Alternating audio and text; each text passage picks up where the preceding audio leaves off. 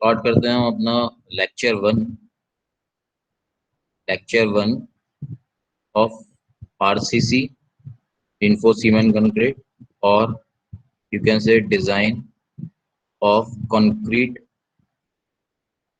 structures.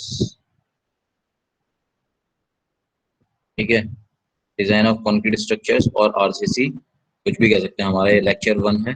ठीक है, और इसमें मैं अगर आउटलाइंस की बात करूं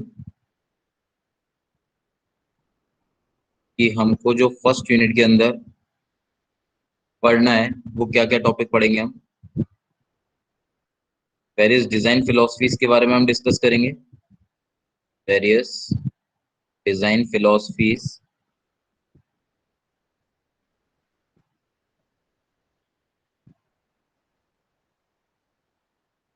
देन हम डिस्कस करेंगे design part, design of rectangular, singly and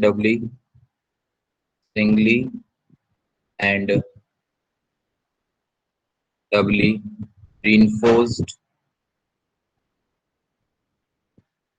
sections। Singly reinforced beam और डबली reinforced बीम्स हम पढ़ेंगे, उसका डिजाइन देखेंगे रेक्टेंगुलर बीम्स के लिए, और इसको हम पढ़ेंगे with the help of working stress method, that is your WSM। ठीक है, देन उसके बाद हम कुछ अजम्पशंस पढ़ेंगे लिमिट स्टेट मेथड्स के। हम कुछ अजम्पशंस पढ़ेंगे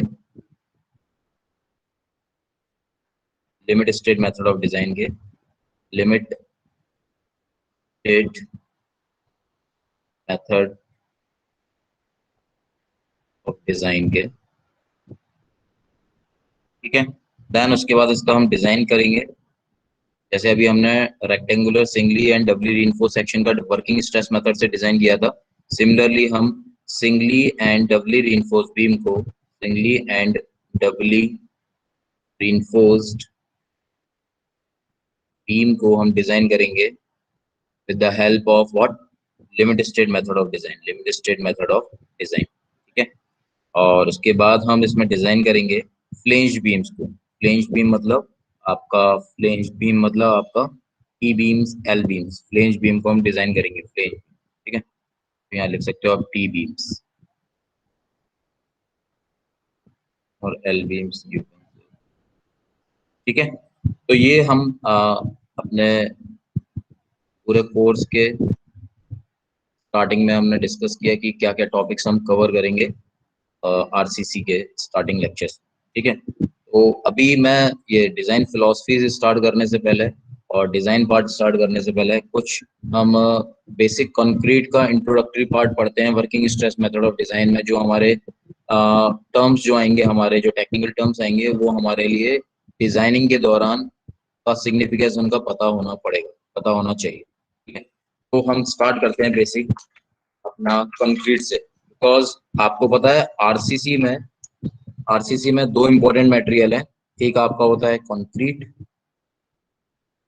एक आपका होता है स्टील। ठीक है, आरसीसी जब भी हम पढ़ते हैं और जब भी हम डिजाइन ऑफ कंक्रीट स्ट्रक्चर्स में बात करेंगे, तो डिजाइनिंग की जब बात करेंगे तो उसमें हमारा एक आएगा आपका पार्ट कंक्रीट और एक आपका पार्ट आएगा स्टील। ये दोनों मटेरियल है, इंपॉर्टेंट मटेरियल है, कंक्रीट और स्टील को। और इसके अंदर हम जो आईएस कोड यूज करेंगे, वो हम यूज करने वाले हैं आईएस 456/2000, आईएस कोड 456/2000। और जो कि हमारा इम्पोर्टेंट है, इसका हमारा नाम जो होता है वो plain and reinforced cement concrete IS code का पूरा नाम है। ठीक है, तो अभी हम स्टार्ट करते हैं जो हमारा इंट्रोडक्टरी पार्ट में। Let's start our introductory part section. सबसे पहले मटेरियल हम यूज देखते हैं कंक्रीट के बारे में। कंक्रीट के बारे में देखते हैं, तो जो हमारा इंडियन स्टैंडर्ड 456/2000 है, उन्होंने डिफरेंट ग्रेड्स ऑफ कंक्रीट दिए हुए हैं। डिफरेंट ग्रेड्स ऑफ कंक्रीट हमारे को पता होना चाहिए एज पर आईएस 456/2000 कौन कौन से होते हैं। जैसे आपको पता है कि एक होता है आपका ordinary grade of concrete. What is that? Ordinary grade of concrete. Ordinary grade of concrete मतलब आपका जो कंक्रीट में ग्रेड ऑफ कंक्रीट होते हैं वो आपने पढ़े होंगे बिल्डिंग मटेरियल्स में भी पढ़ा होगा और आपका कंक्रीट लैब में भी पढ़ा होगा कि जो होते हैं M10, M15, M20, तो these are ordinary grade of concrete. तो M10 से लेके M20 तक अगर मैं बोलता हूँ तो ये आपके होते हैं ऑर्डिनरी ग्रेड ऑफ कंक्रीट। ठीक है।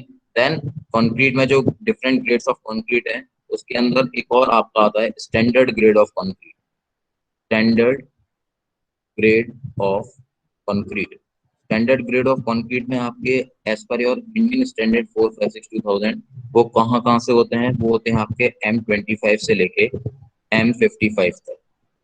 ठीक है। और यू कैन से कि आपका जो M60 भी आपका स्टैंडर्ड ग्रेड ऑफ कंक्रीट में आ जाता है। High strength grade of concrete की अगर हम बात करते हैं तो वहाँ M65 से स्टार्ट हो जाता है। ठीक है। तो थर्ड जो आपका ग्रेड ऑफ कंक्रीट है वो है आपका high strength grade of concrete. High strength grade of concrete भी आपका जो होता है बेसिकली M60 से पुराने आईएस कोड में जो आपका डिजाइनिंग आईएस कोड होता है मिक्स डिजाइन के लिए वो होता है 10262 2009 हुआ करता था पहले। अब ये रिवीजन हो चुका है। रिवीजन हुआ है तो यहाँ पे आपका स्टार्ट हुआ है, ये आपका हो गया है 10262 2019 अपडेटेड आईएस कोड है। ये किस लिए यूज करते हैं? ये यूज करते हैं for mix design of concrete. Mix design के लिए यूज करते हैं हम ये आईएस कोड। ठीक है। मिक्स डिजाइन के लिए हम आईएस कोड ये यूज करते हैं। तो इस 2019 आईएस कोड में high strength grade of concrete का जो डेफिनेशन दिया हुआ है वो आपका M65 ग्रेड ऑफ कंक्रीट से अब दिया हुआ है। तो हमारा ये स्टैंडर्ड ग्रेड ऑफ कंक्रीट भी आपका M60 तक हो सकता है। तो high strength grade of concrete में मैं पुराने के हिसाब से अगर बात करता हूँ तो M60 से लेके M80 ग्रेड ऑफ कंक्रीट आपका आ जाता है। तो ये तो आपके थे what these are your different grade of concrete. Different grades of concrete ये आपको पता होना चाहिए। Different grades of concrete as per your Indian standard 456/2000। और जनरली हम यूज जो करते हैं जैसे मैंने बोला M10, M20, M25, M55। तो what is this M20? If I am taking one example of grade M20, तो M20 में what is this M represent करता है आपका मिक्स। M क्या रिप्रेजेंट करता है आपका? ये मिक्स रिप्रेजेंट करता है। और ये जो नंबर है 20 रिप्रेजेंट करता है इसकी कैरेक्टरिस्टिक स्ट्रेंथ। ठीक है। तो N20 ग्रेड ऑफ कंक्रीट में M रिप्रेजेंट करता है मिक्स, 20 रिप्रेजेंट करता है इसकी कैरेक्टरिस्टिक स्ट्रेंथ। नाउ अब ये कैरेक्टरिस्टिक स्ट्रेंथ क्या होती है? कैरेक्टरिस्टिक स्ट्रेंथ को हम डिनोट करते हैं FCK से। ठीक है। अब ये कैरेक्टरिस्टिक स्ट्रेंथ आपने पहले भी पढ़ा होगा। तो what is this characteristic strength? Characteristic strength. Characteristic strength वो स्ट्रेंथ होती है below which not more than 5% test results are expected to fall. ठीक है। तो इसका मतलब क्या होता है कि अगर बात करता हूँ it is defined as the strength, it is the value of strength, it is nothing but it is the value of strength below which not more than 5% test results are expected to fall। अब इसका मतलब क्या हुआ कि भाई characteristic strength का क्या मतलब हुआ? इसका तो मतलब ये हुआ कि फॉर एग्जांपल अगर हमने किसी पर्टिकुलर ग्रेड ऑफ कंक्रीट के एक 100 क्यूब्स कास्ट करे, if we test 100 cubes, 100 test results हैं हमारे पास। If we are having cube जो आपका होता है cube 150 mm by 150 mm by 150 mm, ये जो क्यूब होता है, ठीक है, इस क्यूब का हमने 100 क्यूब्स इस तरह के कास्ट किए, ठीक है, और टेस्ट किए कॉम्प्रेसिव स्ट्रेंथ के लिए। ठीक है। और उन 100 टेस्ट रिजल्ट्स को हमने क्या कर दिया? अरेंज कर दिया। हमने इनको क्या कर दिया? अरेंज कर दिया in the increasing order of their strength. इस ऑर्डर में increasing order of their strength. ये हमने मान लीजिए हमने लिया मान लो M30 ग्रेड ऑफ कंक्रीट का, मान लो मैं एग्जांपल ले लेता हूँ। M30 ग्रेड ऑफ कंक्रीट के हमने 100 क्यूब कास्ट करे। ठीक है। 100 क्यूब कास्ट करे और इसमें 100 क्यूब जब हमने कास्ट करे तो जनरली 100 क्यूब्स में से सभी की 100 क्यूब्स की स्ट्रेंथ M30 तो नहीं होगी, 30 30 तो नहीं होगी सबकी। किसी की स्ट्रेंथ होगी 28.8, किसी की स्ट्रेंथ होगी 31.2, किसी की स्ट्रेंथ होगी 32.4। तो ये आपका वेरी करता है, क्योंकि आपके जो मटेरियल्स हैं और जो आपका मिक्स प्रोपोर्शन है, जो आप लेबोरेटरी में जो कंडीशंस हैं, वो सबकी वेरी करती रहती है। जब भी आप टेस्ट रिजल्ट, जब भी आप डिजाइन करके, जब आप लैब में प्लेस करते हो, जब कंक्रीट बनाते हो, तो इस वजह से सबकी स्ट्रेंथ क्या होती है, अलग अलग ही आएगी, वेरी करेगी कहीं ना कहीं। तो उन 100 M30 की जो हमने डिजाइन किया होगा, तो उसके जो 100 टेस्ट रिजल्ट जो हमारे पास आए हैं, उनको हमने अरेंज कैसे कर दिया, इंक्रीजिंग ऑर्डर में अरेंज कर दिया। If we are having certain values like 22.3, like 26.7, like 28.3, like 29.2, like 30.8 or 30.2, like 31, like 32.4, like 33.7, or like your so on up to your 35 or your up to your 35.6। ठीक है, यहाँ तक आपके मान लीजिए आपने इंक्रीजिंग ऑर्डर में, ये आपका डिक्रीजिंग वैल्यू, ये आपका स्मॉलेस्ट वैल्यू है, इंक्रीजिंग ऑर्डर में आपने क्या कर दिया, इनको अरेंज कर दिया। अब इस M30 ग्रेड ऑफ कंक्रीट के लिए आपने क्या बनाया था, क्यूब्स बनाया था। तो अब आपका क्या होना चाहिए, as per your characteristic strength. Characteristic strength क्या कहता है कि आपके जो 100 क्यूब्स हैं, 100 क्यूब्स में से 5 क्यूब्स की जो रिजल्ट, जो वैल्यू है, 5 क्यूब्स मतलब 100 क्यूब्स बनाए, तो आपने 5% कितना हो गया, यहाँ पे लिखा हुआ है मैंने 5% ऑफ टेस्ट रिजल्ट। तो 5% कितना हो गया, 5 क्यूब्स हो गए। तो 5 क्यूब्स मतलब ये 22.3, 26.7, 28.3, 29.2, इनकी वैल्यू 30 N/mm। ये 30 मतलब कैरेक्टरिस्टिक स्ट्रेंथ दिखा रही है इन न्यूटन पर mm²। तो ये इसकी ये स्ट्रेंथ जो है हमारी न्यूटन पर mm² में है सारी। ठीक है, स्ट्रेंथ हमारी किसमें आती है, न्यूटन पर mm² में। तो ये जो हमारा 30 है कैरेक्टरिस्टिक स्ट्रेंथ, ये जो आपका वैल्यू है, इन 5 क्यूब्स की स्ट्रेंथ 30 N/mm² से कम है। 1, 2, 3, 4, 4 क्यूब्स की कम है, और बाकी हमारे जो 100 क्यूब्स हैं वो सारे, उनकी स्ट्रेंथ क्या है, 30 से ऊपर है।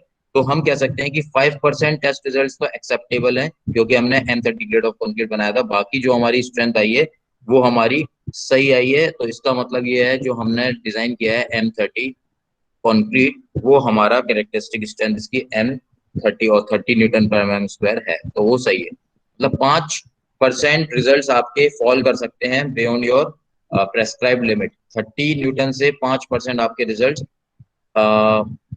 नीचे आ सकते हैं, एक्सेप्टेबल हैं। ठीक है, अदरवाइज ये अगर यहाँ पे 10 क्यूब्स होते जिनकी स्ट्रेंथ 30 से भी नीचे है, मान लो 22.3, ये सारे चार के अलावा 28.8 आ रही होती, 27 पॉइंट और आ रही होती, तब जाके वो आपकी स्ट्रेंथ, आपका जो आपका ग्रेड बनता है वो M30 ग्रेड ऑफ कंक्रीट नहीं होता। तो यहाँ पे हम कह सकते हैं कि the grade of concrete, the grade of above concrete is M30। ये होता है characteristic strength. Is it clear to all of you? Yes sir. Yes sir. Okay, तो यहाँ पे हमने, अब इसके बेस पे हम एक फ्रीक्वेंसी और स्ट्रेंथ ऑफ कंक्रीट के बेस पे हम एक ग्राफ भी प्लॉट करते हैं, कि जैसे ये आपका मेरा एक्स एक्सिस पे स्ट्रेंथ ऑफ कंक्रीट है, स्ट्रेंथ ऑफ कंक्रीट है in x direction, and in y direction ये फ्रीक्वेंसी है, कि आपके जो भी आपके रिजल्ट्स आते हैं वो किस तरह आते हैं। वाई एक्सिस पे हमने फ्रीक्वेंसी प्लॉट किया हुआ है। ठीक है, तो ये जो हमारा नॉर्मल डिस्ट्रीब्यूशन कर्व फॉलो होता है इस तरह, कि जो आपका रिजल्ट बनता है स्ट्रेंथ ऑफ कंक्रीट और फ्रीक्वेंसी के बीच में। तो यहाँ पे आप देख सकते हैं, जो अपना M30 ग्रेड ऑफ कंक्रीट के लिए बनाया था, तो ये आपका जो जोन है, यहाँ पे आपकी मिनिमम स्ट्रेंथ कितनी आई थी, स्ट्रेंथ ऑफ कंक्रीट 22.3 आई थी यहाँ पे इस साइड। ठीक है, मैक्सिमम स्ट्रेंथ मान लो हमारी कितनी आई थी इसमें, ये आपकी आई थी 35.6। यहाँ पे मैक्सिमम आपकी है 35.6। तो हम कह रहे हैं कि जो आपका बीच में सेंट्रल है, ये सेंट्रल मीन है, यहाँ पे मैक्सिमम है, यहाँ पे this is your maximum frequency. ये फ्रीक्वेंसी है, तो इसको हम क्या बोलेंगे, मैक्सिमम पीक पे जा रहा था, तो ये क्या हो गया आपका मैक्सिमम फ्रीक्वेंसी। ठीक है, अब हमारे जो रिजल्ट्स हैं 22.3, अब वो 5% कौन सा जोन है, वो ये जोन है 22.3 से लेके यहाँ के आपके जो भी आपके FC की वैल्यू होगी, यहाँ पे जो भी आपकी कैरेक्टरिस्टिक स्ट्रेंथ आ रही है, ये आपकी वैल्यू जो आपके एरिया है, ये आपका है 5% वाला। ओके, बाकी ये जो आपका FC है ये आपका है mean strength, this is your mean strength FM। FM is your mean strength. ठीक है, टारगेट मीन स्ट्रेंथ होता है FM। और ये जो FM और FCK के बीच का ये जो डिफरेंस है, ये आपका है 1.64 टाइम्स ऑफ सिग्मा। ये आपका जो वैल्यू है वो आपका कितना है 1.64 टाइम्स ऑफ सिग्मा। तो ये आपका एज पर इंडियन स्टैंडर्ड 456/2000 जो आपका मिक्स डिजाइन कोड है उसमें जो आपका वैल्यू दिया हुआ है वो आपका दिया हुआ है जो टारगेट मीन स्ट्रेंथ निकालने के लिए एफ सी के प्लस 1.64 और 1.65 टाइम्स ऑफ सिग्मा। सिग्मा आपका होता है स्टैंडर्ड डेविएशन। वही बाकी का 5% है और बाकी के जो रिजल्ट है ये कितना है, ये आपका 95% है। This is your strength of concrete versus frequency curve. ठीक है, तो यहाँ से आपको क्लियर होना चाहिए कि आपकी जो वैल्यूज हैं वो 5% फॉल हो रही हैं, मतलब 5% वैल्यूज अगर प्रेस्क्राइब लिमिट से कम है तो एक्सेप्टेबल है, वो grade of concrete particular grade of concrete कहलाएगा। तो सारे हमने देख लिया कि कैरेक्टरिस्टिक स्ट्रेंथ का मतलब क्या होता है। आई होप इट इज क्लियर। और नेक्स्ट हमारा जो एफ सी के वैल्यू है ये सिग्निफाई क्या करता है, एफ सी के सिग्निफाई करता है आपका what, characteristic characteristic strength. Characteristic strength आपकी जो है वो कितना है 5% है इसमें। एफ एम क्या होता है, what is this F M, this is your mean strength. Mean strength F M क्या हो गया आपका, this is what, this is your mean strength at 50%। 50% का है आपका यहाँ पे पूरा नॉर्मल डिस्ट्रीब्यूशन का यहाँ पे 50%, ये है 50%।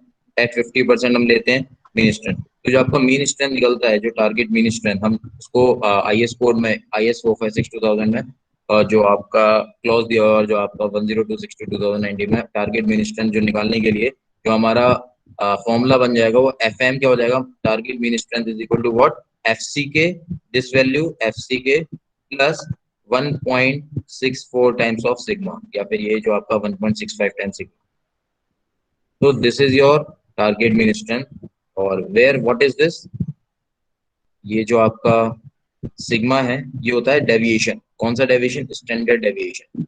ये इतना डेविएट हो रहा है मीन स्ट्रेंथ से, स्टैंडर्ड डेविएशन। ठीक है, अभी इनकी जो स्टैंडर्ड डेविएशन की वैल्यू होती है वो आपके अगेन योर IS 456/2000 में गिवन है। वो आपका डिपेंड करता है किस पे, ग्रेड ऑफ कंक्रीट पे। मैं यहाँ पे लिख देता हूँ, सिग्मा की वैल्यू जो आपके वो ग्रेड ऑफ कंक्रीट पे डिपेंड करता है। तो यहाँ पे मैं अगर मैं बना देता हूँ this is your grade, this is your sigma value. Sigma value generally हमारी जो हमारी स्ट्रेंथ है, डेविएशन आ रहा है स्ट्रेंथ का डेविएशन आ रहा था, सिग्मा हमारी वैल्यू न्यूटन पर एमएम स्क्वायर में ही आएगी, वो भी डेविएशन स्ट्रेंथ ही है। तो ग्रेड ऑफ कंक्रीट कितना है हमारा, एक तो ऑर्डिनरी ग्रेड ऑफ कंक्रीट का M10 M15 समथिंग, एक यहाँ पे मान लीजिए M20 दिया हुआ है, एक यहाँ पे दिया हुआ है M25। ये पर्टिकुलर वैल्यूज M10 M15 के लिए, M20 M25 के लिए IS कोड में गिवन है। और ग्रेटर देन और इक्वल टू M30 की बात करते हैं, उसकी वैल्यू भी, सिग्मा की वैल्यू IS कोड में गिवन है। ठीक है, अभी हम इंडियन स्टैंडर्ड कोड को भी डिस्कस करेंगे आगे आने वाले अपने लेक्चर्स। तो this is your M10 M15 value sigma की, M20 M25 वैल्यू और M30 की वैल्यू। तो जो सिग्मा की वैल्यू M10 और M15 ग्रेड ऑफ कंक्रीट के लिए गिवन है वो है आपकी 3.5। M20 M25 grade of concrete है तो आपका उसकी वैल्यू है 4। और आपका M30 से ग्रेड ऑफ कंक्रीट अब आ गए तो उसकी वैल्यू कितनी है 5। ये आपको वैल्यू पता होना चाहिए जब भी आप डिजाइन करते हो। एफ एम जो आप निकालते हो, mean strength is equal to what, F C K plus 1.65 times और 1.64 टाइम्स ऑफ सिग्मा। तो ये सिग्मा जो वैल्यू होती है वो ग्रेड ऑफ कंक्रीट, अगर आप M30 grade of concrete design कर रहे हो तो आपको सिग्मा की वैल्यू कितनी लेनी पड़ेगी, 5 लेनी पड़ेगी। तो 1.65 इंटू 5 करोगे प्लस एफ सी के कितनी हो जाएगी, M30 के लिए 30 ही होगा। तो यहाँ से एफ सी के लिए वैल्यू कितनी हो जाएगी, एफ सी के मतलब 30। This is your characteristic strength, this is nothing, और डिनोट किससे करते हैं 30 को, एफ सी के से डिनोट करते हैं, तो यही आपका 30 है plus 1.65 times of sigma. Sigma आपका कितना, स्टैंडर्ड डेविएशन 5 है। तो इस केस में जो आपका रिजल्ट निकल के आता है वो आपका निकल के आता है, जो आप सॉल्व कर लोगे इसको, आता है value, this is your 38.2 Newton पर एमएम स्क्वायर। तो ये आपका क्या होता है, एफ एम होता है, this is your mean strength, target mean strength. जब आप लेबोरेटरी में आप बनाते हो, लेबोरेटरी में जब क्यूब पास करते हो तो आपका कैरेक्टरिस्टिक स्ट्रेंथ तो 30 है, बट आप जो आप टारगेट, क्योंकि वहाँ पे कंडीशन, लैब कंडीशंस काफी फेवरेबल होती है। जब हम साइट पे बनाते हैं तो वहाँ में हमारी मतलब मैक्सिमम हमारी लिमिट कहाँ तक पहुंच सकती है उसकी, M30 ग्रेड ऑफ कंक्रीट की 38.2 तक टारगेट होनी चाहिए, टारगेट स्ट्रेंथ यहाँ तक हमारी पहुंचनी चाहिए, सारी कंडीशन हमारी फेवरेबल होती हैं। तो this is nothing, this is but your F C K value और your this is your F M value. ठीक है, मेन स्ट्रेंथ आपने यहाँ से निकाल लिया। नाउ अब जो आपका कैरेक्टरिस्टिक स्ट्रेंथ है, यूज क्या है इसका, what is the use of this characteristic strength. So let's discuss what is the use of this characteristic strength. Use of FCK, FCK का यूज बोल सकते हो। तो यूज क्या है हमारा, देखो यूज क्या है, सबसे पहला इंपॉर्टेंट यूज है आपका, जब भी आप डिजाइन करते हो, डिजाइन पर्पस के लिए, फॉर योर डिजाइन पर्पस, जब भी आप डिजाइन करते हो तब आपका क्या आता है, कैरेक्टरिस्टिक स्ट्रेंथ का यूज आता है। तो हम एफसी के जो वैल्यू होती है हमारी, जैसे आपका कितना है 30 Newton/mm², अभी हमने देखा था, ये किसके लिए है, फॉर ग्रेड M30 के लिए। इस एम में, एम बताया था मैंने, मिक्स होता है, 30 होता है कैरेक्टरिस्टिक स्ट्रेंथ और एफसी के वैल्यू। तो डिजाइन पर्पस में जब भी हम डिजाइन करते हैं तो हमारा क्या आता है, इसका यूज आता है एफसी के का। ठीक है।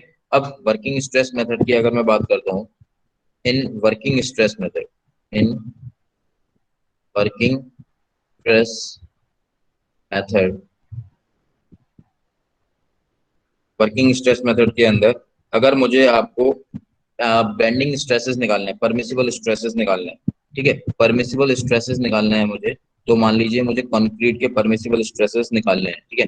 तो परमिसिबल स्ट्रेसेस को मैं डिनोट करता हूँ, स्ट्रेसेस को हम डिनोट करते हैं किससे, सिग्मा से। और मैं निकाल रहा हूँ कंक्रीट के, तो कंक्रीट के मैं डिनोट करता हूँ, उसका सिग्निफिकेंस है CBC। ठीक है, ये आपके क्या है, स्ट्रेसेस हैं इन concrete in bending compression. What is this, sigma CBC, permissible stresses in concrete. Permissible मतलब मैक्सिमम, मैक्सिमम स्ट्रेसेस होते हैं, परमिसिबल का मतलब होता है मैक्सिमम, तो मैक्सिमम परमिसिबल स्ट्रेसेस इन सी मतलब कंक्रीट इन बेंडिंग कॉम्प्रेशन। ठीक है, बेंडिंग कॉम्प्रेशन के अंदर आपका जो आपका स्ट्रेसेस होते हैं उसको हम डिनोट किससे करते हैं, इसको मैं लिख देता हूँ, what it is your permissible stresses in concrete in bending compression, ये आपको बोलते हो सिग्मा CBC। तो वर्किंग स्ट्रेस मेथड के अंदर अगर हमारे को परमिसिबल स्ट्रेसेस निकालने हैं, तो हमारा जो हम बोलते हैं कि कैरेक्टरिस्टिक स्ट्रेंथ का यूज क्या है, तो कैरेक्टरिस्टिक स्ट्रेंथ का यूज हमने देखा डिजाइन पर्पस के लिए यूज आता है। अब जब हमारे को कंक्रीट के जो स्ट्रेसेस निकालने हैं, मैक्सिमम स्ट्रेसेस, परमिसिबल स्ट्रेसेस निकालने हैं, तो हम कैसे निकालते हैं, उसकी जो कैरेक्टरिस्टिक स्ट्रेंथ होगी एफसी के डिवाइडेड बाय, उसको हम क्या कर देंगे, स्ट्रेसेस निकालने के लिए जितना भी हम फैक्टर ऑफ सेफ्टी उसमें अप्लाई कर रहे हैं, फैक्टर ऑफ सेफ्टी से हम डिवाइड कर देते हैं उसको, तो आपका परमिसिबल स्ट्रेसेस आ जाते हैं कि मैक्सिमम स्ट्रेसेस कंक्रीट के अंदर कितने होंगे। तो अगर हमारा N30 ग्रेड ऑफ कंक्रीट है तो हमारा 30 क्या हो जाएगा, इसकी एफसी की वैल्यू, तो 30 डिवाइडेड बाय आपका जो फैक्टर ऑफ सेफ्टी हम जो यूज करते हैं इसके अंदर working stress method of design के अंदर, ये आपका यूज हो रहा है 3। तो ये आपका जो परमिसिबल स्ट्रेसेस आ गया, बेंडिंग स्ट्रेसेस 3 डिवाइडेड बाय 10, तो ये आ गया 10 Newton/mm²। ये आपका इंडियन स्टैंडर्ड कोड के हिसाब से सिग्मा CBC की वैल्यू भी आप एक बार चेक कर सकते हैं। ठीक है, ये मैंने एग्जांपल बताया अभी, अभी हम इसको आगे और एलोबरेट करेंगे जब वर्किंग स्ट्रेस मेथड डिजाइन पूरा क्रिटिकली पढ़ेंगे। ठीक है, तो आपको जो स्ट्रेसेस निकालने हैं वो कैसे निकालोगे, आपका characteristic strength divided by factor of safety, factor of safety हम जनरली 3 अडॉप्ट कर रहे हैं, तो 3 एफसी के 30/3, तो ये आपका 10 Newton/mm² क्या है, इस M30 ग्रेड ऑफ कंक्रीट के लिए परमिसिबल स्ट्रेसेस है सिग्मा CBC की। स्ट्रेसेस, कंक्रीट के स्ट्रेसेस मैक्सिमम कहाँ तक जाएंगे, 10 Newton/mm² तक जाएंगे। अगर मैं ये बात करता हूँ, व्हाट, और मैं ये बात करता हूँ, ये working stress method of design के अंदर बात करी थी, अगर मैं limit state method of design के अंदर बात करता हूँ, limit state method of design में, limit state method of design की मैं बात करता हूँ, तो वहां पे अगर मुझे आपको परमिसिबल स्ट्रेसेस निकालने हैं, परमिसिबल स्ट्रेसेस अगर हमारे को निकालने हैं, तो वही आपका कैरेक्टरिस्टिक स्ट्रेंथ डिवाइडेड बाय क्या होता है, फैक्टर ऑफ सेफ्टी करा था हमने वर्किंग स्ट्रेस मेथड में। तो जो हमारा लिमिट स्टेट मेथड हम जब पढ़ेंगे तो वहां पे जो कैरेक्टरिस्टिक स्ट्रेंथ लेते हैं हम डिजाइन पर्पस के लिए, वो हम लेते हैं 0.67 टाइम्स ऑफ एफसी के। कितना लेते हैं, 0.67 टाइम्स ऑफ एफसी के। वो अब जो हम LSM पढ़ेंगे तब उसके अंदर IS कोड के प्रोविजन में दिया हुआ है कि जब भी डिजाइन पर्पस के लिए हम लेते हैं तो उसको हम कितना लेते हैं, 0.67 टाइम्स एफसी के लेते हैं कैरेक्टरिस्टिक स्ट्रेंथ को। ठीक है, तो हमारा जो क्या हो गया, कैरेक्टरिस्टिक स्ट्रेंथ कितनी हो गई LSM के अंदर, 0.67 टाइम्स ऑफ व्हाट, एफसी के। ये आपकी हो गई कैरेक्टरिस्टिक स्ट्रेंथ अपॉन, हम इसमें partial factor of safety use करते हैं limit state method of design के लिए अंदर, तो हमारा कितना हो जाएगा, partial factor of safety, partial factor of safety हम यूज करते हैं LSM के अंदर। ठीक है, पार्शियल यूज करा हमने, तो पार्शियल फैक्टर ऑफ सेफ्टी हम LSM में यूज करते हैं, कितना करते हैं, 1.5 करते हैं। तो ये अगर मैं वैल्यू को लिख देता हूँ 0.67 times of what F C K divided by partial factor of safety हम यूज करते हैं कितना 1.5। तो ये हमारा अगर उसको मैं सॉल्व कर लूँ 0.67 डिवाइडेड बाय 1.5 ये मेरी वैल्यू आती है 0.45। What is this 0.45 times of F C K. तो ये आपकी परमिसिबल स्ट्रेसेस होती है limit state method of design. ये कंक्रीट की वैल्यू होती है, डिजाइन स्ट्रेंथ ऑफ कंक्रीट भी इसी को बोलते हो। ये आपकी क्या होती है, डिजाइन स्ट्रेंथ ऑफ कंक्रीट की होती है, design strength of concrete LSM के अंदर, limit state method of design के अंदर जो आपकी कंक्रीट की डिजाइन स्ट्रेंथ कितनी लेते हैं 0.45 टाइम्स ऑफ एफसी के लेते हैं। तो आप देख रहे हो कि कैरेक्टरिस्टिक स्ट्रेंथ का यूटिलाइजेशन बहुत अच्छा है कि डिजाइन पर्पस के लिए हमारे को एफसीके का यूज आता है। ठीक है, तो डिजाइन करते हैं जब भी हम working stress method of design करेंगे तो परमिसिबल स्ट्रेसेस कंक्रीट के निकालने हैं, तो हमारे को क्या होता है एफसीके कैरेक्टरिस्टिक स्ट्रेंथ अपन फैक्टर ऑफ सेफ्टी हम यूज करते हैं। तो यहाँ से हमने सिग्मा सीबीसी की वैल्यू निकाली कंक्रीट की। सिमिलरली एलएसएम में भी आपका एफसीके का यूज आ रहा है डिजाइन पर्पस, ये हम डिजाइन ही कर रहे हैं, डिजाइन स्ट्रेंथ ही निकल के आई है। तो यूज हम बात कर रहे थे, फर्स्ट यूज क्या था हमारा कैरेक्टरिस्टिक स्ट्रेंथ का what for the design purpose, ये आपको पता होना चाहिए एफसीके का यूज क्या होता है। तो it is use as a design purpose. ठीक है, और सेकंड ये I hope it is clear, design purpose के लिए यूज करते हैं। Yes yes sir. Yes, sir. Okay, now second use है आपका जो कैरेक्टरिस्टिक स्ट्रेंथ का for design mix. Design mix जब हम करते हैं कंक्रीट का, डिजाइन मिक्स में भी हमारा कैरेक्टरिस्टिक स्ट्रेंथ क्या होता है, यूज होता है। तो डिजाइन मिक्स, अब आपको पता है कि भाई जो आपका डिजाइन मिक्स होता है वो आपका एक तो नॉमिनल मिक्स होता है। व्हाट इज दैट, एक होता है आपका नॉमिनल मिक्स। नॉमिनल मिक्स क्या होता है आपका, आपको पता होगा नॉमिनल मिक्स मतलब इसका जो मिक्स होता है वो प्री डिफाइंड होता है, आपके जो प्रोपोर्शन होते हैं वो क्या होते हैं, प्री डिफाइंड होते हैं, प्री डिफाइंड मिक्स होता है, इसको आप बोलते हो नॉमिनल मिक्स।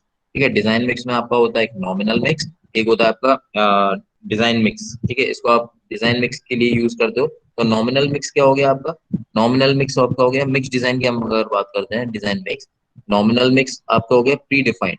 प्री डिफाइंड मतलब जैसे आपने देखा M15 ग्रेड ऑफ कंक्रीट अगर आपके पास है, M15 ग्रेड ऑफ कंक्रीट का जो प्री डिफाइंड मिक्स होता है वो आपको पता होता है कि हमारे को 1 पार्ट आपका सीमेंट डालना है, 2 पार्ट आपका क्या डालना है फाइन एग्रीगेट, और 4 पार्ट डालना है आपको कोर्स एग्रीगेट। तो इसका जो प्रोपोर्शन होता है प्री डिफाइंड है M15 ग्रेड ऑफ कंक्रीट के लिए, तो 1:2:4। what is this, this is your cement, this is what 2 part is sand or your fine aggregate, and what is this 4 part is your coarse aggregate। तो ये आपका proportion आपका होता है mix design के अंदर, डिजाइन मिक्स के अंदर नॉमिनल मिक्स। नॉमिनल मिक्स मतलब आपका M15 हो गया, इसका प्री डिफाइंड है, आप इसको डिजाइन नहीं करते हो, आपको रेशो पता होता है। Similarly M20 grade of concrete के लिए क्या प्रोपोर्शन होता है, 1:1.5:3। so this is 1 part is again cement, this is your fine aggregate, and this is your coarse aggregate। ठीक है, नॉमिनल मिक्स मतलब आपका आर्बिट्री वैल्यूज आपको पता होती हैं, जो आपके प्रोपोर्शंस होते हैं वो आपका फिक्स होता है। ठीक है, सिमिलरली एम हम 25 की बात करते हैं तो M25 ग्रेड ऑफ कंक्रीट के लिए आपका जो M25 is also your nominal mix, it is not your design mix. ठीक है, तो आपका जो नॉमिनल मिक्स है M25 इसके लिए आपका जो प्रोपोर्शन कितना होता है 1:1:2, 1:1:2। तो 1 पार्ट होता है आपका सीमेंट, 1 पार्ट होता है आपका फाइन एग्रीगेट, एंड 2 पार्ट होता है आपका ये कोर्स एग्रीगेट। तो what is this M15, M20 and M25, ये आपके तीनों क्या होते हैं, ये आपके तीनों होते हैं आपके नॉमिनल मिक्स। ओके, अब हम M25 के ऊपर जाएंगे, अगर M30, M35, M40, M45 वो आपके डिजाइन मिक्स के अंदर आ जाते हैं। नॉमिनल मिक्स मतलब उसका जो मिक्सचर का प्रोपोर्शन होता है वो आपका क्या होता है, ऑलरेडी डिफाइन होता है। वो कितना होता है, ये आपको इंटरव्यू का भी क्वेश्चन है, ये आपको पता होना चाहिए कि 1:2:4 for M15, 1:1.5:3 for M20, 1:1:2 for M25। Okay, ये आपका नॉमिनल मिक्स हो गया। नाउ डिजाइन मिक्स क्या होता है आपका, डिजाइन मिक्स के अंदर हम बात करते हैं, अगर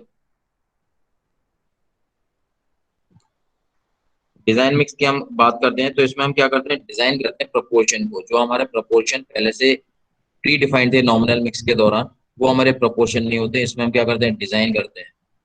हम क्या करते हैं, design the proportion, we design the proportion. भाई डिजाइन इस तरह करेंगे मटेरियल्स को कि भाई आपका पर्टिकुलर ग्रेड ऑफ कंक्रीट उस ग्रेड ऑफ कंक्रीट के अंदर आएगा, तो वो आपका डिजाइन करा है आपने। तो in this case your target mean strength जो आपकी होती है, टारगेट मीन स्ट्रेंथ जो हम यूज करते हैं, टारगेट मीन स्ट्रेंथ जो हम यूज करते हैं वो इक्वल करते हैं किसके, मीन स्ट्रेंथ के, एफएम के बराबर रखते हैं। ठीक है, जब भी हम डिजाइन करते हैं टारगेट मीन स्ट्रेंथ हमारा मीन स्ट्रेंथ के ही बराबर रहती है। तो हम टारगेट स्ट्रेंथ ऑफ कंक्रीट अगर M30 के लिए हमने जैसे बात किया था, M30 ग्रेड ऑफ कंक्रीट के लिए हमने जो बात किया था वो आपका क्या था, एफएम जो आप निकालते हैं मीन स्ट्रेंथ, कैसे निकाला था, characteristic strength plus 1.64 times of sigma. Sigma की वैल्यू कितनी थी M30 के लिए 5, तो यहाँ से आपका ये क्या आ जाता है 38.2 न्यूटन पर mm² आ जाता है। ये आपका क्या होता है डिजाइन मिक्स के लिए हमारा एफसीके का यूज, तो डिजाइन मिक्स के दौरान हमारा एफसीके का यूज यहाँ पे भी आ रहा है, this is nothing but this is your FCK. ठीक है, डिजाइनिंग के दौरान नॉमिनल मिक्स पता पड़ गया, डिजाइन मिक्स पता पड़ गया, ये आपका बी हो गया यूटिलाइजेशन। सी कैरेक्टरिस्टिक स्ट्रेंथ का यूटिलाइजेशन होता है हमारा जो control quality control at site, routine quality control at site, for your routine quality control at site.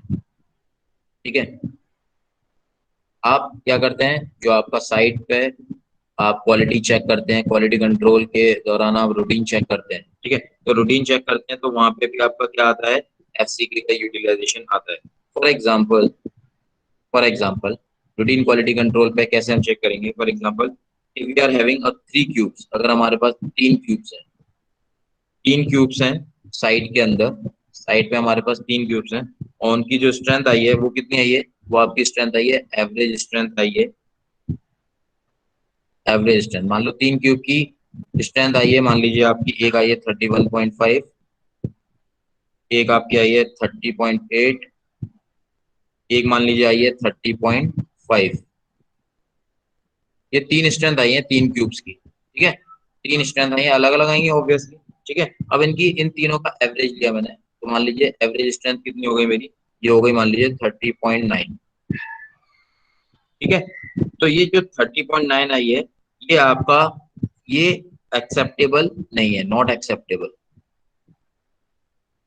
Not acceptable, बशर्ते जो आपकी कंडीशंस है as per your Indian standard 456 वो फॉलो हो रही है या नहीं हो रही। अब वो क्या कंडीशंस है वो हम देखते हैं, तब तब जाके हमारा M30 ग्रेड ऑफ कंक्रीट होगा। ठीक है, तो एवरेज स्ट्रेंथ हमारी है 30.9 और नॉट एक्सेप्टेबल। अब क्यों नहीं है एक्सेप्टेबल, अब हम देखते हैं क्या IS 456 के क्राइटेरिया हैं। ठीक है, तो अब देखो आप कि भाई अगर जो आपका IS 456 2000 आपका इंडियन स्टैंडर्ड कोड है, वो आपका क्या कहता है कि there are 2 criterias, what, there are 2 criterias. First is strength of 4 non overlapping consecutive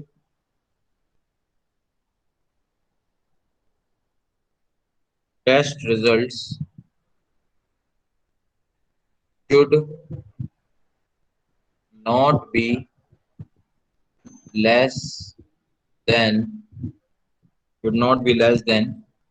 अगर आपकी जो स्ट्रेंथ है 4 non overlapping consecutive test results की should not be less than, कितने से कम नहीं होनी चाहिए, FCK plus 0.825 times of sigma, या फिर और एफसीके प्लस 4।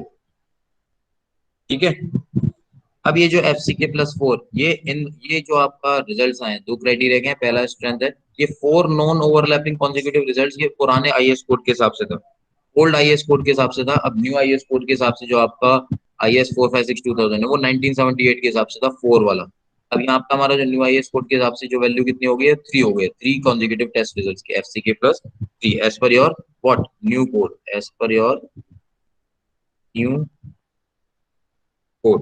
ठीक है, ये हम IS कोड जब देखेंगे तो उसमें हम डिस्कस करेंगे न्यू कोड, ये आपका टेबल नंबर 11 में दिया हुआ है IS कोड। ठीक है, पेज नंबर आई थिंक 36 होगा, शायद पेज नंबर 36 होगा, देखेंगे। ठीक है, अब आपका जो F C K plus 0.825 time sigma Newton पर एम स्क्वायर, ये जो आपकी वैल्यू आई है, और F C K plus 3 as per Newton, इन दोनों में से जो भी ज्यादा होगा value, which ever is more, उसको हम क्या करेंगे, अडॉप्ट करेंगे। मतलब पहला क्राइटेरिया क्या है कि आपने स्ट्रेंथ है, आपके पास 3 टेस्ट रिजल्ट्स हैं, उसका उसका आपने चेक किया एफसी के, मतलब 30 के लिए, 30 ग्रेड ऑफ कंक्रीट के लिए बनाया है, तो 30 प्लस 0.825 टाइम्स ऑफ सिग्मा की वैल्यू 30 के लिए हो जाएगी 5।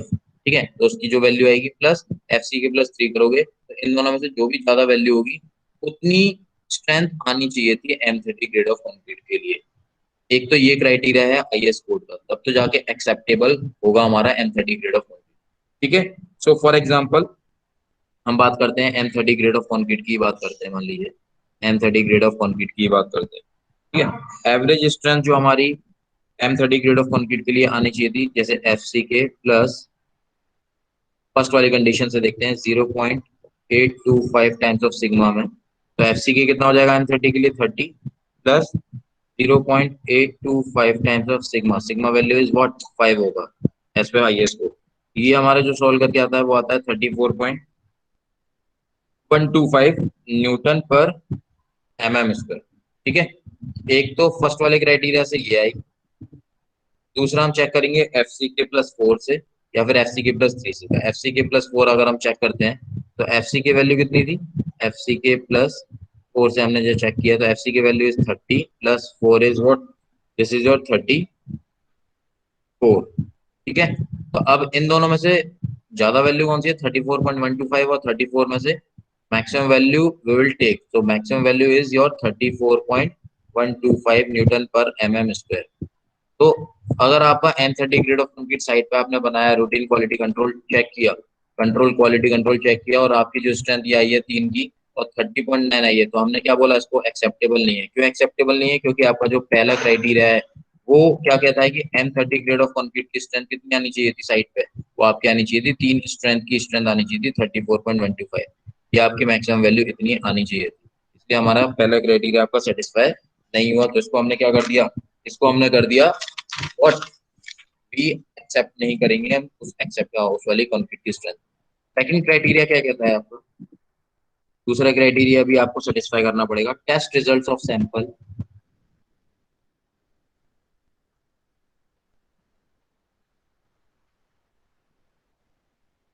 टेस्ट रिजल्ट्स ऑफ सैंपल जो आपके पास आए हैं, वो आपकी जो वैल्यूज हैं, अगर आपके पास टेस्ट रिजल्ट आपका, जो आपने टेस्ट रिजल्ट्स लिए हैं, वो आपका क्या होना चाहिए, एवरेज होना चाहिए। हमेशा पता है हमारे को 3 क्यूब का स्ट्रेंथ का एवरेज लेते हैं, एवरेज ऑफ 3 स्पेसिमेंस। ठीक है, सेकंड क्या है part, Mohit sir, excuse me. Yes ma'am, Good morning, sir. Good morning. Sir, Friday कितने स्टूडेंट थे आपकी क्लास में? फ्राइडे मेरी क्लास में थे टोटल शायद 6 थे, 6 तो स्टूडेंट। वही थे जो रजिस्टर्ड थे? हाँ जो रजिस्टर्ड थे वही थे या और भी कोई थे? मैम, मैंने अटेंडेंस मार्क कर दी अपने उस वाले में, मतलब अपने लेक्चर में आपसे डिस्कस करता हूँ इसके बारे में। नहीं, मैं ये पूछ रही हूँ कि ये वाले बच्चे रिपीटेटिवली आ रहे हैं या बच्चे आ रहे हैं या नहीं आ रहे हैं, सिर्फ ये ये मयंक देख नहीं लीजिए। आया था उस दिन, मयंक नहीं आया था। और सारांश वगैरह? सारांश वगैरह, सारांश आया था। ठीक ठीक, ओके, थैंक यू सर।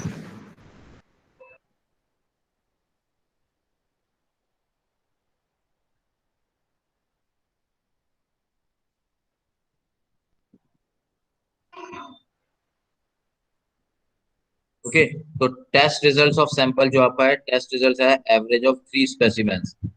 आपने 3 स्पेसिमेंस का एवरेज आपके पास होना चाहिए, और जो इंडिविजुअल वेरिएशन होता है ये इंपॉर्टेंट है, इंडिविजुअल वेरिएशन,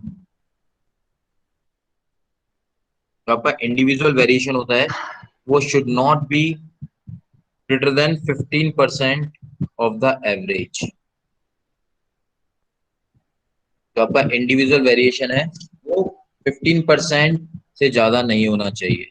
ठीक है, तो दूसरा क्राइटेरिया आपका कहता है, फॉर एग्जाम्पल, अगर मैं एग्जाम्पल के बेस पे बात करता हूँ, फॉर एग्जाम्पल हमारे पास 3 स्पेसिमेंस की वैल्यू आई है, फर्स्ट सेकंड थर्ड, M30 की हम बात कर रहे हैं। फर्स्ट वैल्यू आई है आपके पास 33 न्यूटन पर एम एम स्क्वायर, एक आपके पास वैल्यू आई है 37 न्यूटन पर एम एम स्क्वायर, एक आपके पास वैल्यू आई है 36.5 न्यूटन पर एम एम स्क्वायर। ठीक है, इसका आपने एवरेज कर दिया, तीनों का एवरेज किया, आपकी एवरेज वैल्यू आई मान लीजिए 35.5। ठीक है, नाउ इनका आप इंडिविजुअल वेरिएशन चेक करोगे, आप वेरिएशन देखोगे, आप इनका वेरिएशन देखोगे, 33 और 35.5 में जो वेरिएशन आया है इसका 2.5, का जो वेरिएशन आया है 1.5, इसका जो वेरिएशन आया है 1। ठीक है, अब इसका जो परसेंटेज आप निकालोगे, वो परसेंटेज इंडिविजुअल वेरिएशन का ये आया आपका परसेंटेज, अगर आप कैलकुलेट करते हो 7.04 का परसेंटेज आया 4.22 का जो परसेंटेज आया 2.82। ठीक है, तो ये जो वेरिएशन आया है इंडिविजुअल वेरिएशन तीन क्यूब्स का 7.04, 4.22, 2.82, ये देखो आप, इनका जो वेरिएशन है ये 15% से ज्यादा नहीं है, मतलब ये क्या है, इज लेस देन 15% है। तो ये क्या है, आपके स्पेसिमेंस ओके हैं as per your Indian standard test result criteria 2, ये ओके हैं। इंडिविजुअल वेरिएशन भी आपको चेक करना है कि भाई जो इंडिविजुअल वेरिएशन एवरेज से 15% से ज्यादा नहीं होना चाहिए। तो आपका वेरिएशन देखो 7.04 है, 4.22 है, 2.82 है, तो लेस देन 15% है, हेंस इट इज ओके। ठीक है, एग्जांपल 2 लेता हूँ, मान लीजिए एग्जांपल 2 लेता हूँ। एग्जांपल 2 में मान लीजिए मेरे पास एक स्ट्रेंथ आई है 1 2 3, मान लीजिए एक 28 आई है न्यूटन पर एम स्क्वायर, एक आई है आपकी 37.5 आई है मान लीजिए, एक आपके पास आई है 36.5। ठीक है, इनका आपने मान लीजिए एवरेज किया, आपने जो एवरेज किया वो वैल्यू आई है 33.83, ये एवरेज आया मान लीजिए। अब मान लीजिए इसका जो वेरिएशन आया है, से फॉर एग्जांपल वेरिएशन इसका आया है, मान लो इनका वेरिएशन -5.83, सच एज इसका भी कुछ वेरिएशन आया होगा, इसका भी कुछ वेरिएशन आया होगा। मान लीजिए आपका जो परसेंटेज आया इनका निकल के, इसका जो परसेंटेज आया मान लीजिए 17.23 आ गया। ठीक है, इंडिविजुअल वेरिएशन, तो ये इंडिविजुअल जो वेरिएशन है आपका वो क्या हो गया, ग्रेटर देन व्हाट, 15% हो गया। So hence it is okay और not? Yes, not okay. Not okay. Okay, क्योंकि आपका जो आईएस कोड कहता है वो आपका कहता है कि individual variation should be less then 15%। ठीक है, इससे ज्यादा नहीं होना चाहिए, तो आपका 15% से ज्यादा नहीं होना चाहिए इंडिविजुअल वेरिएशन। और पहला क्राइटेरिया जो था आपका F C K plus 0.825 times sigma या फिर एफ सी के प्लस 3, जो भी आपका मैक्सिमम वैल्यू है उसको आपको अडॉप्ट करना है और उतनी वैल्यू आपकी आनी चाहिए। ये अगर दोनों क्राइटेरिया सेटिस्फाई हो रहे हैं तब जाके हम स्ट्रेंथ कहेंगे M30 ग्रेड ऑफ कंक्रीट है, otherwise it is not all your M30 grade of concrete. I hope it is clear. Yes sir. Okay, yes sir. Now different probability curves हैं हमारे पास, कुछ कर्व्स हैं डिफरेंट प्रोबेबिलिटी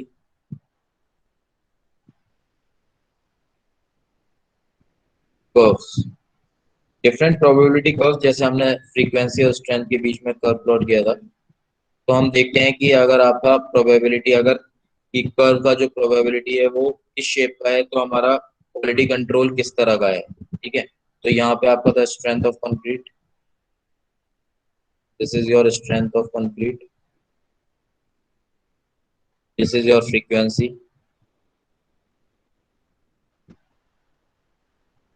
ओके, नाउ ये मान लीजिए mean strength है यहाँ पे आपका सेंटर में, तो जो आपका नॉर्मल डिस्ट्रीब्यूशन कर्व बन रहा था वो आपका बन रहा था यहाँ पे, एक आपका कर्व है आपके पास इस तरह, लाइन जो है ये इसी के सेंटर पे यहाँ पे गई है। ठीक है, एक कर्व आया है कुछ नॉर्मल डिस्ट्रीब्यूशन कर्व कुछ इस तरह,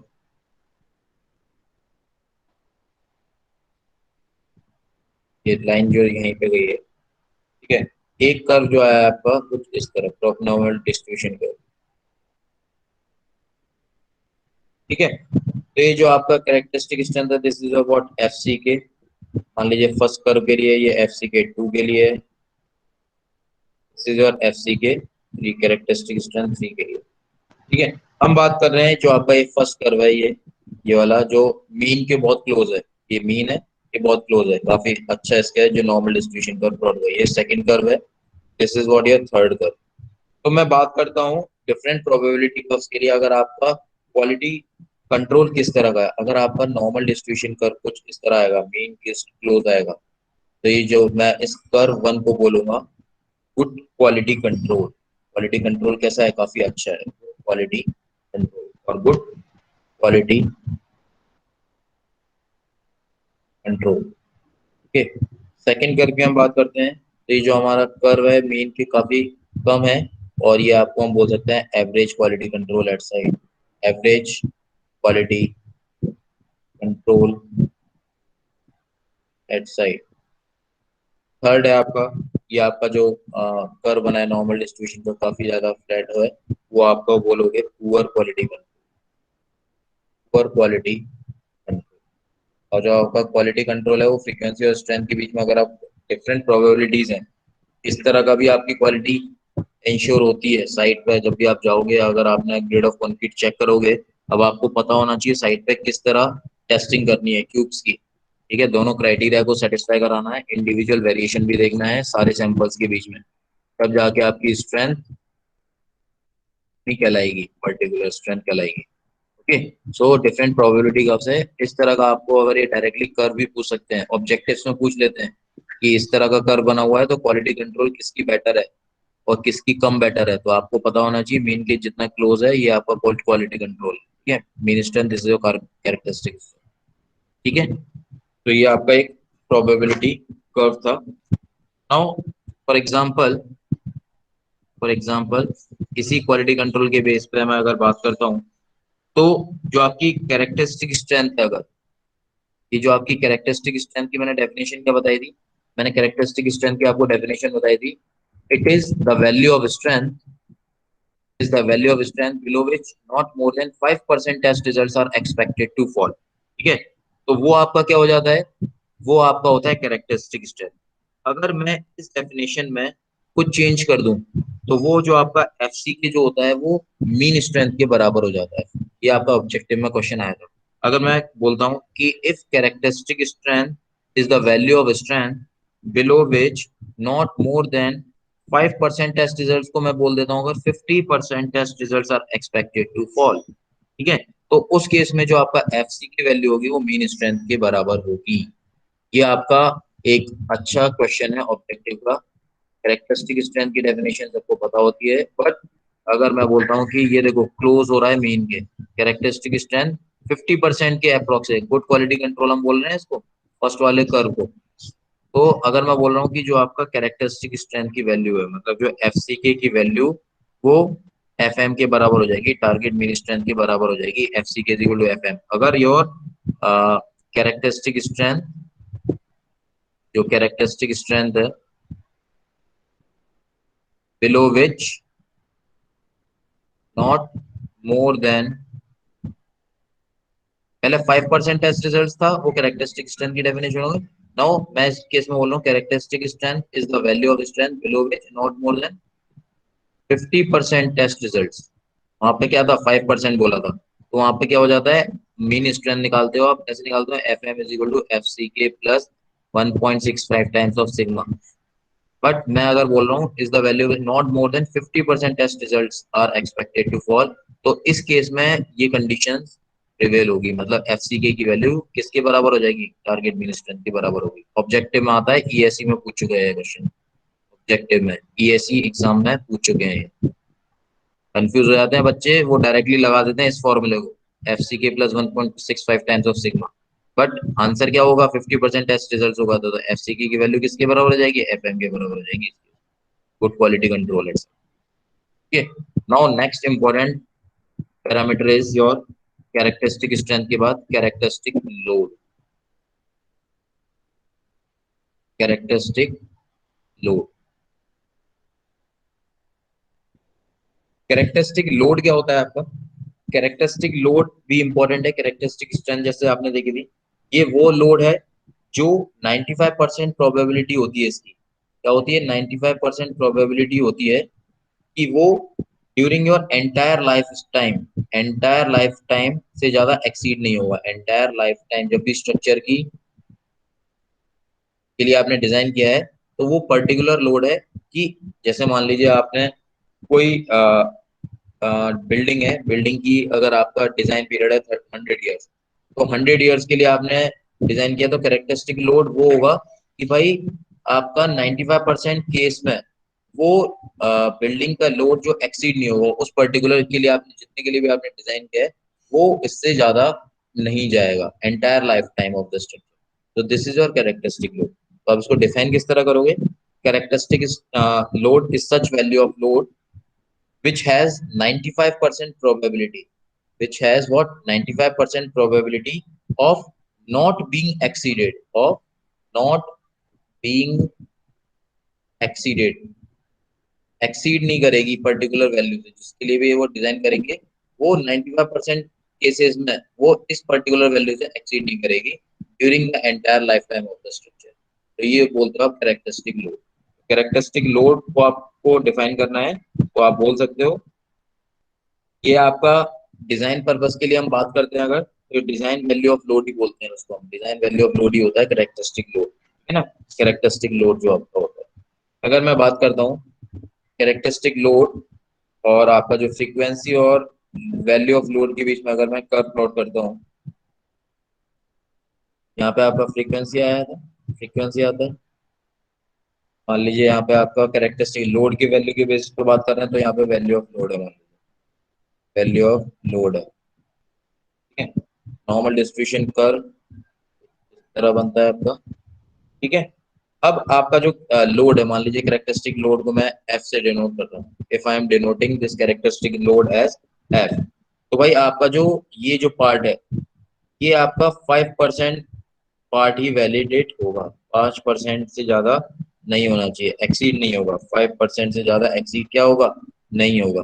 तो आपका जो कैरेक्टरिस्टिक लोड है एफ जो है वो 95% चांसेस होंगे वो एक्सीड नहीं होना चाहिए। तो ये आपका मैं एक फ्रीक्वेंसी डिस्ट्रीब्यूशन कर्व से बनाया है, नॉर्मल डिस्ट्रीब्यूशन कर्व से, कि भाई आपकी कैरेक्टरिस्टिक लोड वो वैल्यू होगी लोड की जो कि 95% चांसेस हैं कि वो पर्टिकुलर जो भी आपने डिजाइन किया है स्ट्रक्चर के लिए वो उससे ज्यादा एक्सीड नहीं होगा। तो 95% प्रोबेबिलिटी होगी इसकी कि ये पर्टिकुलर वैल्यू से एक्सीड नहीं करेगा, 5% हो सकता है, 95% नहीं होगा, ठीक है। तो ये आपका कैरेक्टरिस्टिक लोड होता है, F is nothing but it is your characteristic load, और this is again your design value of load, इसी को आप बोलते हो डिजाइन वैल्यू ऑफ लोड, जिसके लिए आप स्ट्रक्चर डिजाइन करते हो, for which your structure is shall be designed, for which your structure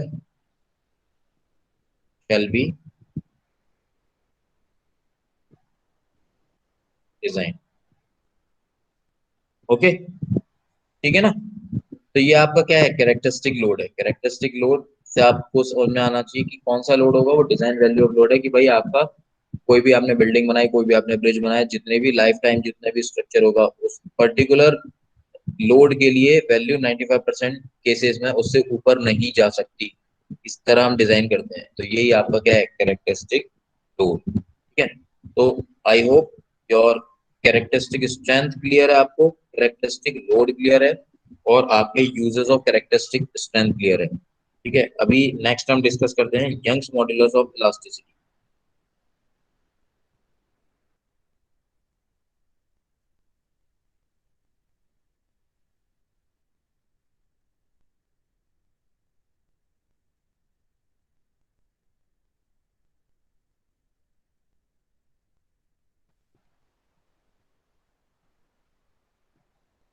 ठीक है, नेक्स्ट इंपॉर्टेंट, जब आप डिजाइन करोगे तो एक पैरामीटर आएगा कंक्रीट के अंदर, वो आपका आता है थर्ड है Young's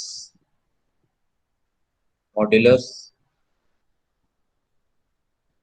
of elasticity for concrete, concrete के लिए, for what, concrete, Young's modulus of elasticity for concrete, इसको हम डिनोट करते हैं ई, ईसी मतलब ई होता है आपका Young's modulus of elasticity for concrete, EC, okay. So क्या होता है Young, it is the ratio of stress to the strain. It is the ratio of stress to the strain. Okay.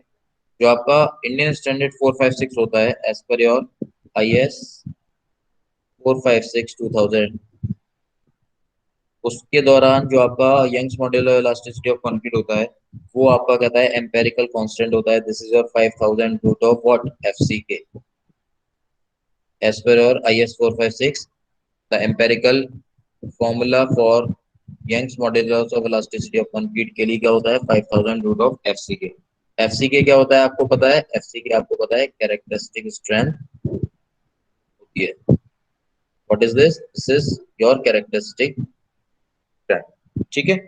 Now ये आपका new code के हिसाब से मैं आपको बता देता हूँ. अगर ओल्ड कोड के हिसाब से Young's modulus of elasticity, old code था आपका IS 456 1978.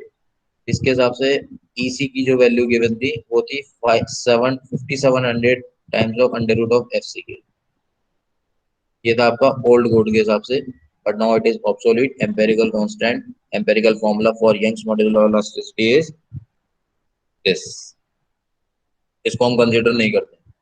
तो ये आपको नॉर्मली मॉड्यूलस इलास्टिसिटी आपको पता है, it is the ratio of what stress to the strain. ठीक है. नाउ स्ट्रेस स्ट्रेन के बीच में हमारे जो कर्व प्लॉट होते हैं तो डिफरेंट मॉड्यूलस ऑफ इलास्टिसिटी आपको पता होना चाहिए. ठीक है. तो this is your different modular of elasticity. ये आपके ऑब्जेक्टिव में पूछते हैं एग्जाम्स में. Different moduli of elasticity.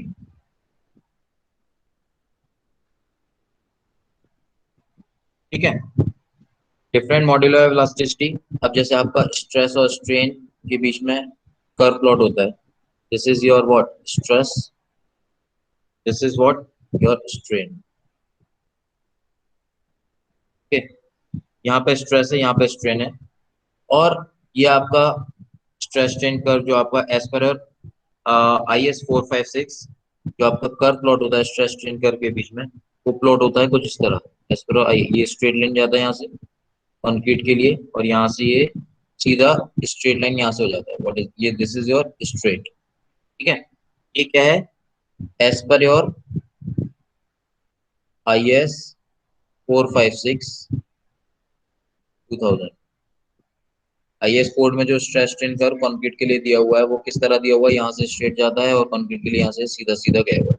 Actual में हमने को पता है कि कंक्रीट का स्ट्रेस स्ट्रेन कर्व अगर आप प्लॉट करोगे, कंक्रीट कैसा मटेरियल है? ब्रिटल मटेरियल है. Concrete is nothing but it is your brittle material. तो ब्रिटल मटेरियल की स्ट्रेस स्ट्रेन कर्व प्लॉट करते हैं, यहाँ से आपके रीजन आते हैं, यहाँ से आपका यहाँ पे फेलियर हो जाता है जनरली. यहाँ पोस्ट इलास्टिक स्ट्रेन होते नहीं है, प्लास्टिक डिफॉर्मेशन होते नहीं है. जैसे आपका माइल्ड स्टील में कैसे बनता था प्लॉट? माइल्ड स्टील में जाता था, ये आपका गया O से लेके A तक का रीजन लीनियर, फिर नॉन लीनियर, फिर ऊपर upper yield point, lower yield point, ये स्ट्रेन हार्डनिंग, ये अपर नेकिंग, और यहाँ पे फेल होता था. ठीक है.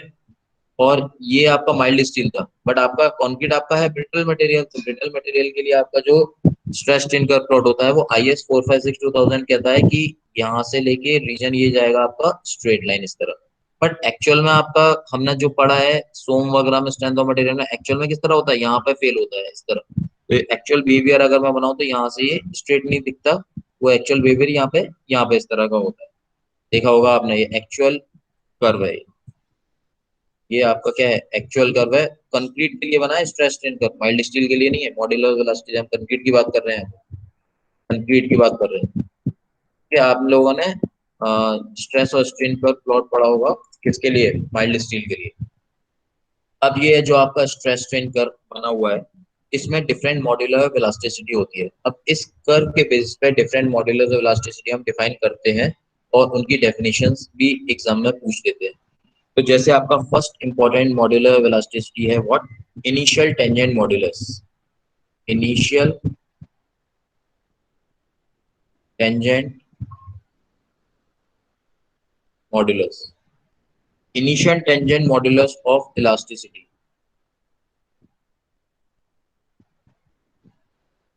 इसको हम डिनोट करते हैं मॉड्यूलस ऑफ इलास्टिसिटी को ई से ही करते हैं. अब since it is your initial tangent modulus तो इसको हमने कर दिया नीचे यहाँ पे सबसेट में IT, initial tangent modulus of elasticity, EIT. Okay. ये क्या होता है? ये होता है आपका स्लोप ऑफ कर्व अब ये जो कंक्रीट का कर्व है इसका स्लोप की बात करता है एट ओरिजिन, ठीक है। ये ओरिजिन है आपका, ये ओरिजिन है। तो जो भी आपका कर्व होगा, ये आपका कंक्रीट का कर्व IS 456/2000, तो स्लोप की बात करता है इनिशियल टेंजेंट मॉड्यूलस। तो इसको हम डिफाइन कैसे करेंगे? This is the slope of curve at origin. Origin से जो भी स्लोप मिल रहा है, ये जरूरी नहीं है लीनियर है, यहाँ से लेके ये मैं बोलता हूँ अगर ये ओरिजिन से मिला है, this is the slope of curve, ये आपका जो स्लोप बना है, ठीक है। This is your initial tangent modulus, यहाँ से ये, ठीक है। ये आपका यहाँ से स्ट्रेट लाइन ही है। ये क्या है? EIT। इसको अगर आपको डिफाइन करना है तो आप डिफाइन कर सकते हो, it is nothing but it is the slope of curve, curve का slope of curve at origin, origin से मीट करता है एट ओरिजिन, ओरिजिन पे स्लोप जो भी होगा वो आपका इनिशियल टेंजेंट मॉड्यूलस होगा, ठीक है। इसको हमारे को IS 456/2000 में बोला गया है, ये EC के बराबर ही बोला गया है इनिशियल टेंजेंट मॉड्यूलस को। यही आपका क्या है? EC के बराबर है। तो आप इसको लिख सकते हो, modulus of elasticity of concrete जो होता है वो इनिशियल टेंजेंट मॉड्यूलस के ही बराबर होता है एज पर योर IS 456। अब EC क्या होता है हमने देख लिया था, कितना होता है? 5000 रूट ऑफ FC के। तो ये जो आपका EC होता है वो किसके बराबर होता है? EIT के, इनिशियल टेंजेंट मॉड्यूलस के, ठीक है, एज पर IS 456। तो अगर आपको initial tangent modulus of elasticity को डिफाइन करना है तो this is nothing but this is your slope of curve, this is your slope of curve at origin. ये आपका होता है EIT। ये आपका स्ट्रेट है, यहाँ से आपका जो भी टेंजेंट यहाँ से क्लोज ही जा रहा होगा, मैंने थोड़ा दूर से बना दिया, ये आपका EIT है, ठीक है। ये स्लोप ऑफ कर्व है एट ओरिजिन, ओरिजिन पे जो भी मीट कर रहा है, ठीक है। This is the maximum value होती है, यही आपकी किसकी होती है? मैक्सिमम वैल्यू होती है मॉड्यूलस ऑफ इलास्टिसिटी की। This is the maximum value of modulus of elasticity of concrete, ठीक है। नाउ सेकंड मॉड्यूलस है आपका और tangent modulus.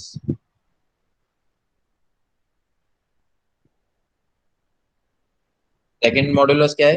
Tangent modulus. Tangent modulus को हम डिनोट करते हैं ई से। अब टेंजेंट है, सब्जेक्ट में आपने लिख दिया क्या? ई। तो ET हो गया आपका टेंजेंट मॉड्यूलस। अब टेंजेंट मॉड्यूलस क्या होता है? Slope of tangent at any point on the curve. ये आपका जो कर्व है पे slope of tangent.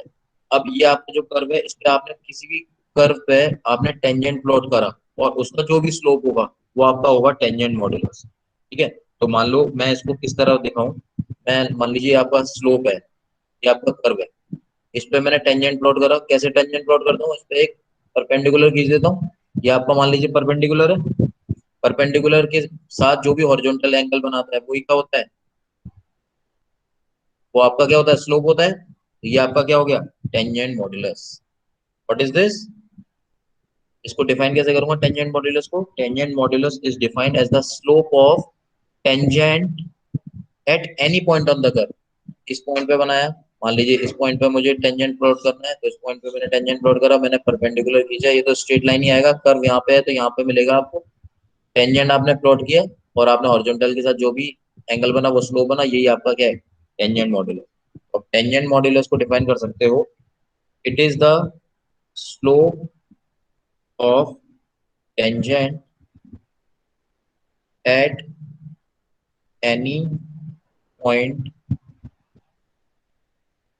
On the curve is called your tangent modulus of elasticity।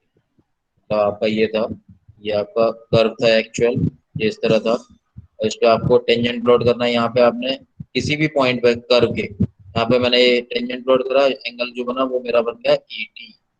Initial tangent modulus क्या था? Eight origin. ओरिजिन मतलब आपने जो भी आपका स्ट्रेट लाइन ओरिजिन से जो भी आपका स्लोप बन रहा है, this is your ET। Slope of curve at origin is your tangent initial tangent modulus EIT। और tangent modulus slope of tangent at any point on the curve, curve के किसी भी पॉइंट पे टेंजेंट प्लॉट करोगे वो आपका क्या होगा? Tangent modulus. एक और होता है third, secant modulus, SECANT, secant modulus. सीकेंड modulus को आप डिनोट करते हो ई एस से, सीकेंड मॉड्यूलस। सीकेंड मॉड्यूलस क्या होता है? Slope of line, it is your slope of line joining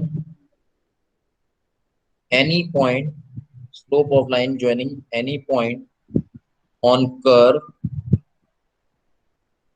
with the origin, with the origin। अब secant मॉड्यूलस क्या हो गया? secant मॉड्यूलस वो हो गया कि slope of line joining any point on the curve, किसी भी पॉइंट पे जो भी लाइन ड्रॉ हो रही है, जैसे ये इस पॉइंट पे लाइन ड्रॉ हो रही है, हमने स्ट्रेट लाइन ये बनाई थी। इस पॉइंट पे जो भी लाइन ड्रॉ हो रही है किसी भी पॉइंट पे और ओरिजिन से कनेक्ट हो रही है, ये ओरिजिन से कनेक्ट हो रही है, इसका जो भी स्लोप होगा, इस लाइन से जो भी स्लोप बन रहा है, ये आपका क्या है? सीकेंड मॉड्यूलस। तो स्लोप ऑफ कर्व और स्लोप ऑफ लाइन, इस पर्टिकुलर लाइन का स्लोप, कर्व का नहीं है, स्लोप ऑफ लाइन, लाइन का जो भी स्लोप है, slope of line joining any point on the curve, किसी भी पॉइंट पे बना दो आप, यहाँ पे बना सकते हो। सीकेंड मॉड्यूलस दिखाना है, लाइन का सीकेंड मॉड्यूलस बना है, दिस इज योर ईएस, ये लाइन है, ये दिस इज योर ईएस, ठीक है, सीकेंड मॉड्यूलस। बट ओरिजिन से कनेक्ट होने वाली लाइन होगी, तो slope of line joining any point on the curve is known with the origin, origin के साथ, ये आपका सेकंड मॉड्यूल। और आपका ये जो कंक्रीट की स्ट्रेन की वैल्यू आती है, स्ट्रेन की वैल्यू आपको पता है, अभी हम जब डिस्कस करेंगे एलएसएम वाले पार्ट में, यहाँ पे जो कंक्रीट के स्ट्रेन की वैल्यू आती है, मैक्सिमम कंक्रीट की वैल्यू आती है, वो आती है आपकी 0.0035 स्ट्रेन वैल्यू है। सिमिलरली यहाँ पे जो वैल्यू मिलती है आपको, मिलती है 0.00, ठीक है। ये वैल्यूज भी इंपॉर्टेंट है, इसका जब हम आगे अपना स्ट्रेस और स्ट्रेन डायग्राम पढ़ेंगे तब वहां पे आपको और क्लियर होगा। ये आपका स्ट्रेस और स्ट्रेन कर्व का जब आप डायग्राम बनाओगे तो वहां पर और क्लियर होगा। ये मैक्सिमम वैल्यू है कंक्रीट की, strain value maximum outer most compression fibres में ये वैल्यू है 0.0035, इससे ज्यादा नहीं होती है, मैक्सिमम वैल्यू होता है। सिमिलरली एक्सियल कॉम्प्रेशन की अगर हम बात करते हैं तो वो होती है 0.002, ठीक है ना। तो ये हम डिस्कस करेंगे आगे जब हम बात करेंगे, जब हम डिजाइन स्टार्ट करेंगे, ठीक है। तो ये आपका था modulus of elasticity of concrete. और अभी हम नेक्स्ट आगे लेक्चर 2 में डिस्कस करेंगे। अभी यहाँ तक ये था आपका डिफरेंट, मैं एक बार रिवाइज कर देता हूँ क्या क्या हमने पढ़ा। लेक्चर 1 में हम पढ़ेंगे various outlines, various design philosophies, design of rectangular reinforced section. अभी तक हमने इसमें से कुछ भी स्टार्ट नहीं किया, ठीक है, अभी हमने कुछ भी स्टार्ट नहीं किया, हमने अभी इंट्रोडक्टरी पार्ट पढ़ा है पूरा कंक्रीट के मटेरियल्स का, ठीक है। अब हमने स्टार्ट किया था 456-2000 आईएस कोड के बारे में पढ़ा था, ग्रेड ऑफ कंक्रीट पढ़े, इसमें एम क्या है, 20 क्या है, कैरेक्टरिस्टिक स्ट्रेंथ क्या होती है, किस तरह आप उसको चेक करते हो, क्या फ्रीक्वेंसी और स्ट्रेंथ ऑफ कंक्रीट के बीच में प्लॉट होता है, कर मैक्सिमम वैल्यू क्या होती है, ग्रेड ऑफ कंक्रीट में सिग्मा की वैल्यू देखी थी, working use of characteristic strength देखा था, डिजाइन पर्पस के लिए यूज होता है, डिजाइन मिक्स के लिए यूज होता है, और आपका routine quality control at site के लिए यूज होता है। किस तरह आप 2 क्राइटेरियाज अडॉप्ट करते हो, सारी वैल्यूज आपको हमने दिखाई थी, F C K plus 0.825 time sigma या फिर एफ सी के प्लस 4, और ये वैल्यू आपकी टेस्ट रिजल्ट और इंडिविजुअल वेरिएशन 15% से ज्यादा नहीं होना चाहिए। आपने देख लिया था, डिफरेंट प्रोबेबिलिटी कर्व्स देखे थे आपने, और मैंने बताया था इंपॉर्टेंट एक प्रोविजन, एफ सी के की वैल्यू अगर 50% है, not below more than, F C K की वैल्यू क्या हो जाएगी, एफ एम मीन स्ट्रेंथ के इक्वल हो जाती है। ये आपको ऑब्जेक्टिव में पूछ लेते हैं, ये कर्व के से भी ऑब्जेक्टिव पूछ लेते हैं, गुड क्वालिटी कंट्रोल, एवरेज और poor quality control. And characteristic load हमने पढ़ लिया था, क्या होता है, design value of load below which not 95% probability of not being exceeded during the entire lifetime of the structure, it is the design value of load, ठीक है। और ये आपका modulus of elasticity of concrete हमने discuss किया था as per IS 456-2000, और different modular of elasticity हमने पढ़ लिया था कि इनिशियल टेंजेंट मॉड्यूलस क्या होता है, इनिशियल टेंजेंट मॉड्यूलस वो होता है कि slope of curve at origin, slope of curve, ये कर्व था आपका इनिशियली जो आपका एज्यूम किया है 456 में बना हुआ है, वहां पर कर्व देखेंगे जब आईएस कोड देखेंगे, उसका जो भी आपका स्लोप बन रहा है ओरिजिन से वो आपका है इनिशियल टेंजेंट। यही आपको, इसको आप बोलते हो व्हाट, इसी को आप बोलते हो यार EC, modular elasticity of concrete, और ईसी होता है 5000 रूट ऑफ एफसी के, तो ईआईटी भी इसी के बराबर होगा। सेकंड मॉड्यूलस क्या था, स्लोप ऑफ लाइन का जो भी स्लोप बनेगा eight any point on the curve with the origin के साथ जो भी लाइन का स्लोप बन रहा है ES किसी भी पॉइंट पे। टेंजेंट मॉडुलस क्या था, कर्व के किसी भी पॉइंट पे टेंजेंट प्लॉट करो और जो स्लोप बनेगा वो टेंजेंट मॉडुलस। तो तीन तरह के मॉड्यूलर इलास्टिसिटी पढ़ ली, इनिशियल टेंजेंट, टेंजेंट और secant modulus. I hope it is clear to all of you. ये यस आप सर। स्टॉप कर देता हूँ।